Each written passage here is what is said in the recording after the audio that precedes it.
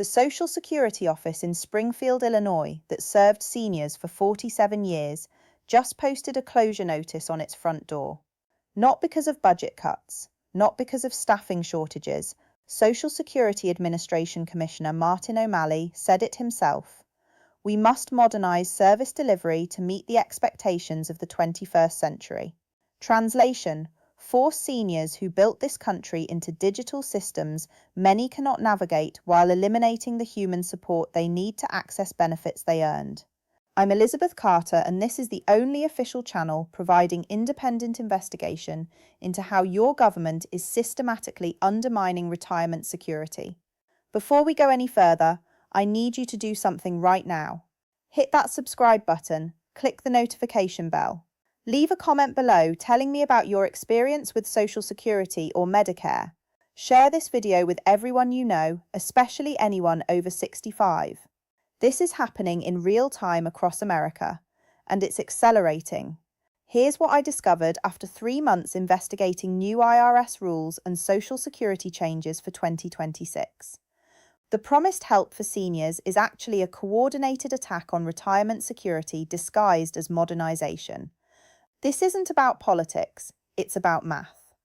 When you strip away the bureaucratic language and look at the numbers, seniors are getting financially devastated while politicians claim they're helping.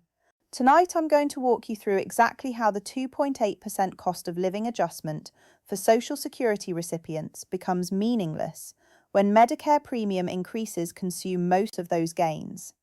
I'll show you how office closures and staff reductions are forcing seniors into digital systems right when they need human help most to navigate new rules. And I'll reveal who benefits while 71 million seniors struggle to understand why their promised security keeps disappearing. The Springfield office closure isn't isolated, it's part of a national pattern.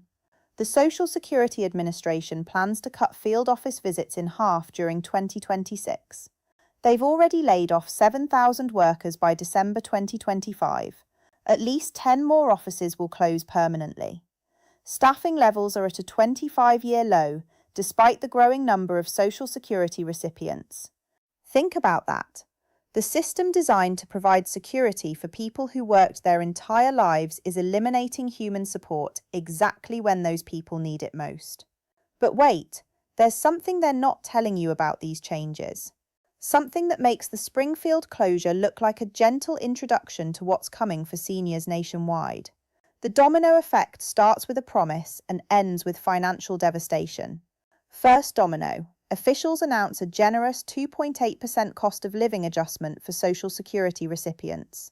Second domino, Medicare Part B premiums jump 9.7%, the second highest increase in program history.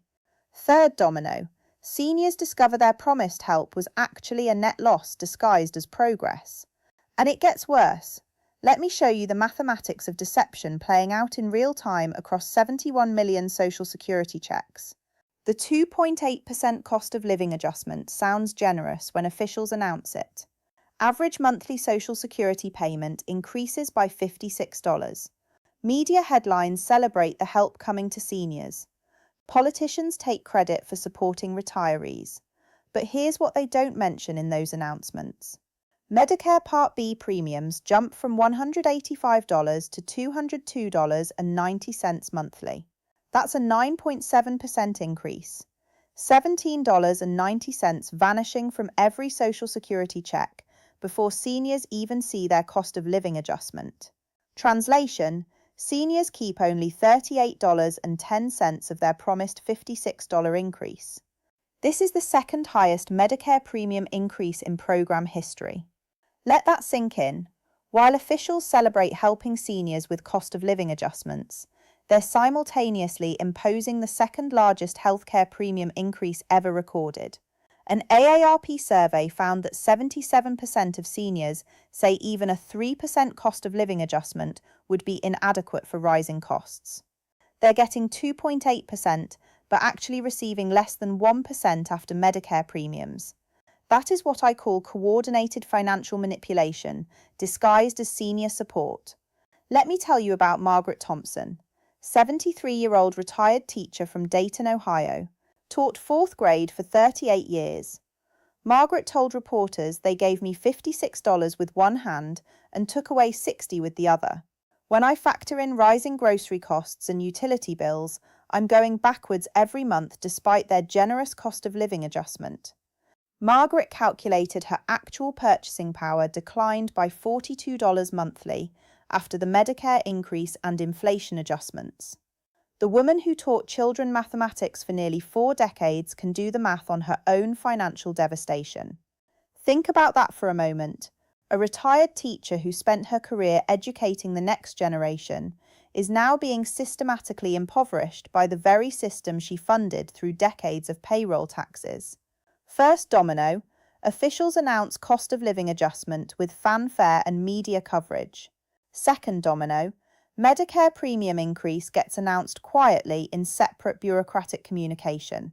Third domino, seniors discover their promised help became a net financial loss when combined with actual living costs. And Margaret is not alone. 71 million Social Security recipients face the same mathematical manipulation.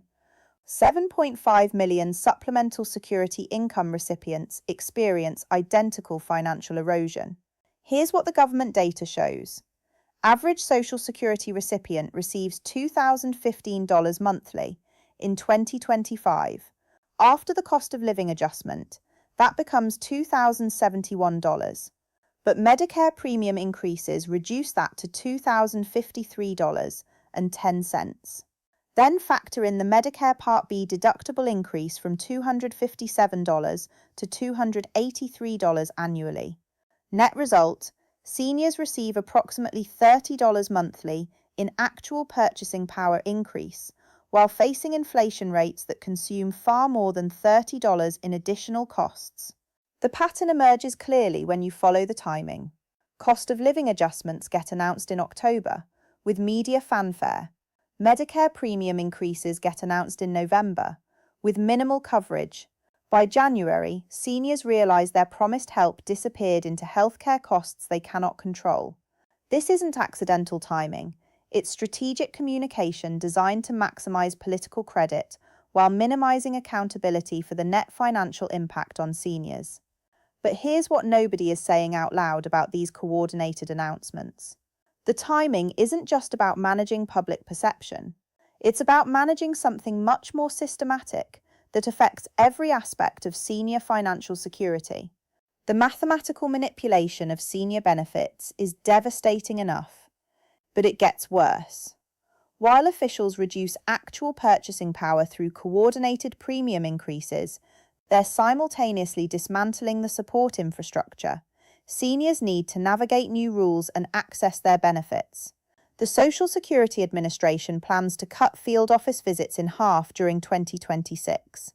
Half 7,000 workers already laid off by December 2025.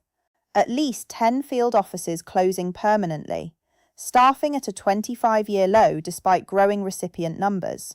Translation: eliminate human interaction, force digital-only access, abandon seniors who cannot adapt to technology-based systems. Let me tell you about Robert Martinez, 68-year-old Army veteran from Brownsville, Texas, served 2 tours in Vietnam. Robert told local reporters, "I fought for this country for 20 years. Now they want me to fight a computer for my benefits." The nearest Social Security office used to be 12 miles away. After the closure, it's 127 miles. Round trip of over 5 hours on rural highways. Robert attempted to use the online portal 6 times. Account locked after failed password attempts. Phone wait times averaging 47 minutes nationally. When he finally reached a representative, they told him he needed to visit an office in person to verify his identity for certain benefit changes. Think about that. A decorated military veteran who defended this country cannot access the benefits he earned because bureaucrats decided human assistance costs too much. But Robert's experience reveals something deeper about this systematic service destruction. Let me tell you about Dorothy Chen, 75-year-old widow from Portland, Oregon. Dorothy spent 4 hours attempting to access her Social Security account online. Locked out 3 times, password reset emails never arrived, browser compatibility issues prevented login completion. Dorothy said, I raised 3 children, managed household finances for 50 years, balanced checkbooks before computers existed. Now they tell me I'm too stupid to access my own benefits online. I'm not stupid. Their system is designed to exclude people like me. That is not an accident. That is policy. The irony burns when you understand what's actually happening. The Social Security Administration promotes these changes as modernizing service delivery to meet 21st century expectations. Commissioner O'Malley said digital transformation improves efficiency and reduces wait times for all Americans. Translation: force seniors to give up trying to access benefits or struggle alone without human support. Reducing government costs by eliminating staff and office overhead. Here's what the efficiency argument ignores. Seniors who built careers before widespread internet adoption cannot navigate systems designed by people who grew up online. Forcing technological barriers on populations least equipped to overcome them isn't modernization, it's abandonment. Let me tell you about James Wilson. 71-year-old former factory worker from rural Kentucky, limited mobility from workplace injury, 20 years ago. James must take 3 bus transfers to reach the remaining Social Security office. Total journey time each way, 3 hours and 15 minutes. James said, I worked 43 years in that factory, paid into Social Security every week. Now getting to the office to fix a simple paperwork error costs me an entire day and $30 in bus fare. They're making it so expensive and difficult that people just give up. And that's exactly the point. Administrative burden that forces benefit abandonment reduces government costs without requiring congressional approval for cuts. Simply make access difficult enough that people stop trying. The pattern becomes undeniable when you map the closures. Rural offices closing disproportionately. Urban offices reducing hours. Staff reductions concentrated in areas with older populations. Phone systems overwhelmed by forced migration from in-person service. Dorothy, Robert, and James represent millions of seniors facing identical barriers. People who worked entire careers before email existed, now forced to navigate complex digital systems or lose access to benefits they earned through decades of payroll taxes. But here's the most damaging part of this service destruction. It's happening precisely when seniors most need human assistance because of new rules, changing requirements, and complex policy modifications that even younger people struggle to understand. Now let me show you who benefits while seniors struggle with benefit erosion and service destruction. The pattern reveals a coordinated system designed to reduce government costs while politicians claim they're helping.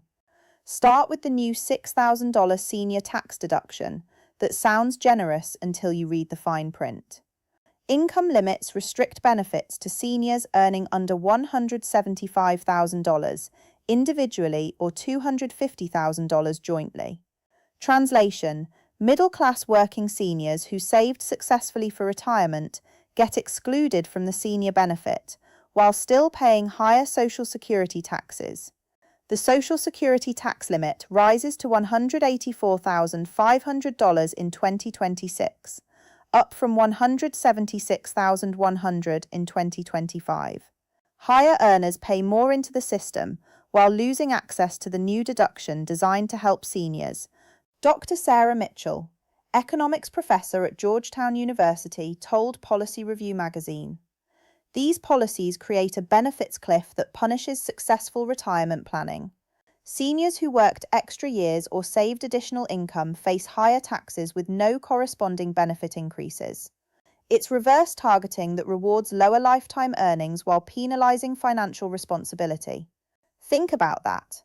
The tax code now punishes seniors who worked longer or saved more while claiming to provide senior benefits. But the real beneficiary becomes clear when you follow the money. Staff reductions save millions in salaries and benefits. Office closures eliminate millions in lease payments and maintenance costs. Medicare premium increases generate billions in additional revenue. Every policy change reduces government expenses, while increasing government income from the senior population that built the current system.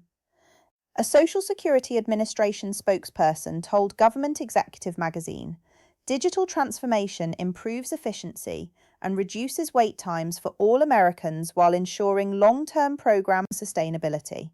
Translation: eliminate expensive human staff, force seniors to navigate alone or abandon benefits, call the resulting cost savings modernization. The mathematics reveal the true agenda. 7,000 laid-off workers averaging $60,000 annually in salary and benefits equals $420 million in reduced labor costs. 10 closed offices averaging $2 million annually in lease and operational expenses saves $20 million yearly. Meanwhile, Medicare Part B premium increases from 71 million recipients generate an additional $1.2 billion in revenue compared to maintaining current premium levels. That is not about helping seniors. That is about extracting maximum revenue while minimizing service costs. Here's where the system becomes truly manipulative. The timing of announcements maximizes political benefit while minimizing accountability. Cost of living adjustments announced in October create positive media coverage and political credit. Medicare premium increases announced quietly in November with minimal press attention. By January, seniors discover the net financial impact, but political credit already earned. The same pattern applies to service cuts. Modernization and efficiency language generates positive coverage about 21st century service delivery. Office closures and staff reductions get buried in administrative announcements. Seniors experience the service destruction months later when they need help. The irony burns when you understand the complete picture. Policies supposedly designed to help seniors navigate new rules systematically eliminate the human support seniors need to access those rules.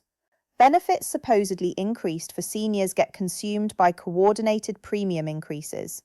Service supposedly modernized for senior convenience becomes inaccessible to seniors who built their careers before widespread internet adoption. This isn't policy failure. This is policy success achieving its actual objectives while maintaining plausible public messaging about senior support. Follow the incentive structure. Reduce staff costs, improve bureaucratic efficiency metrics. Office closures demonstrate fiscal responsibility. Premium increases fund expanded Medicare coverage. Politicians claim credit for cost of living adjustments, while avoiding accountability for net senior financial losses. Every stakeholder except seniors benefits from this coordinated system. Bureaucrats reduce costs and claim efficiency improvements. Politicians earn credit for senior support while avoiding blame for service destruction. Healthcare systems receive increased premium revenue. Seniors bear all costs while receiving diminished actual benefits and reduced service access. But here's what nobody is saying about these coordinated changes. This is not the final stage of senior benefit erosion. It's the testing ground for much more aggressive policies already being developed for future implementation. The coordinated erosion of senior benefits and services isn't the end game. It's the proving ground for much more aggressive policies that will devastate current and future retirees. Social Security Trust Fund depletion has been moved up from 2034 to potentially 2032. 2 years lost while politicians implement policies that generate short-term savings but accelerate long-term insolvency.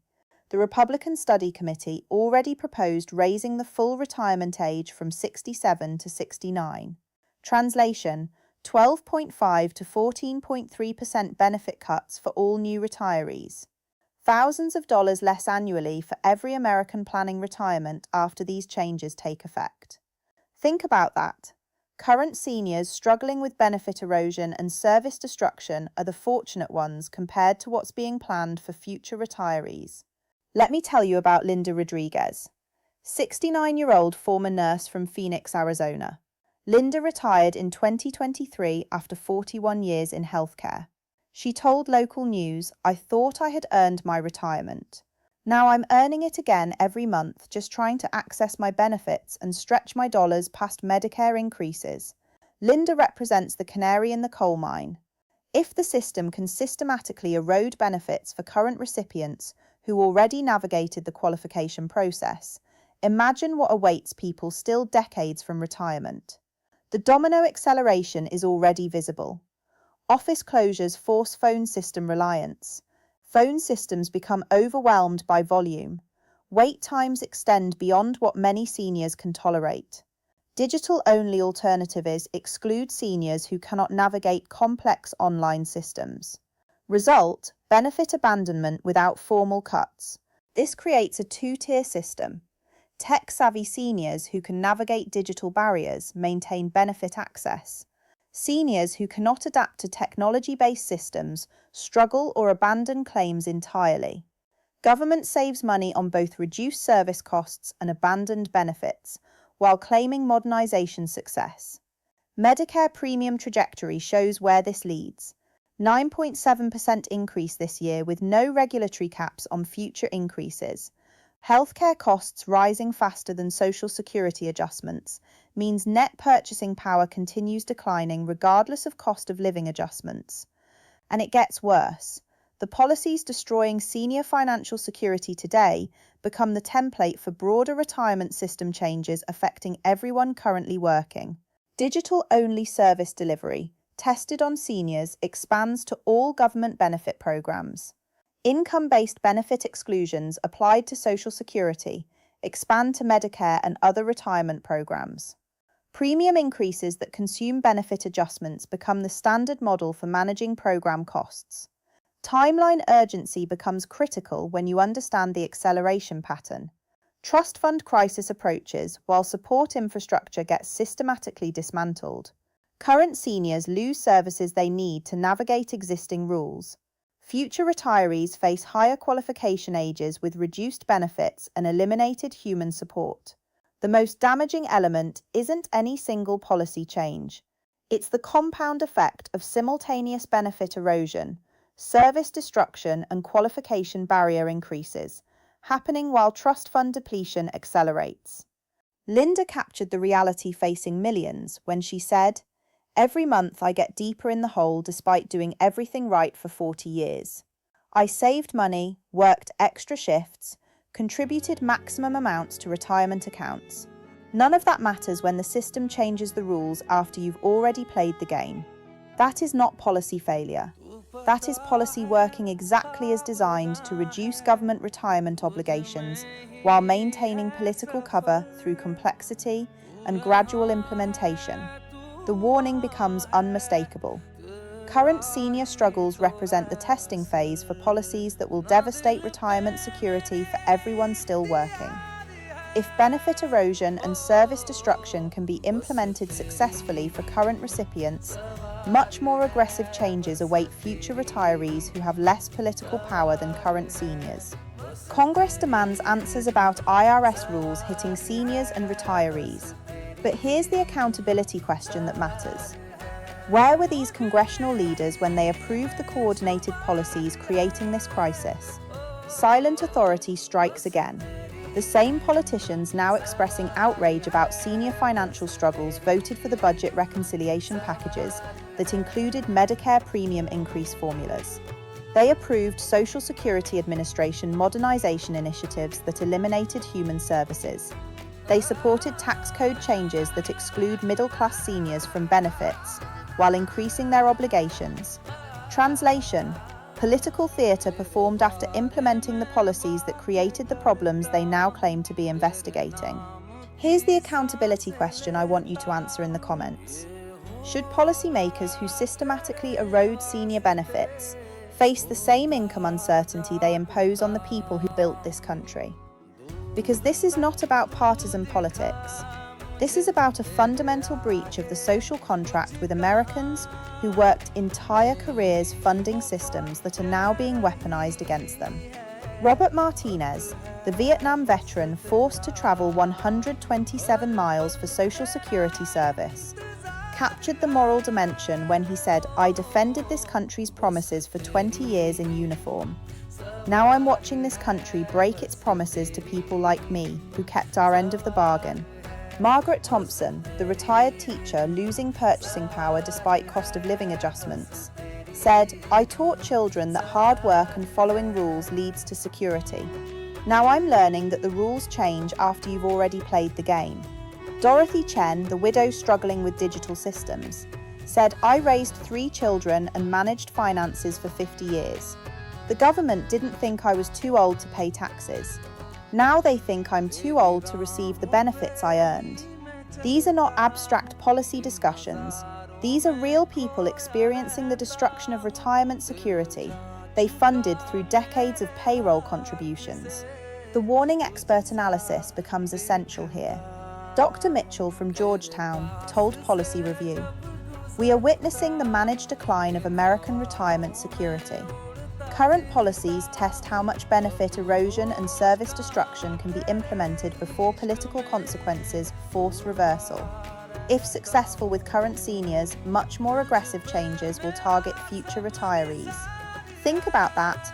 Your retirement security is being determined by whether current seniors fight back successfully against policies designed to erode their benefits while claiming to help them. Share this video with everyone you know.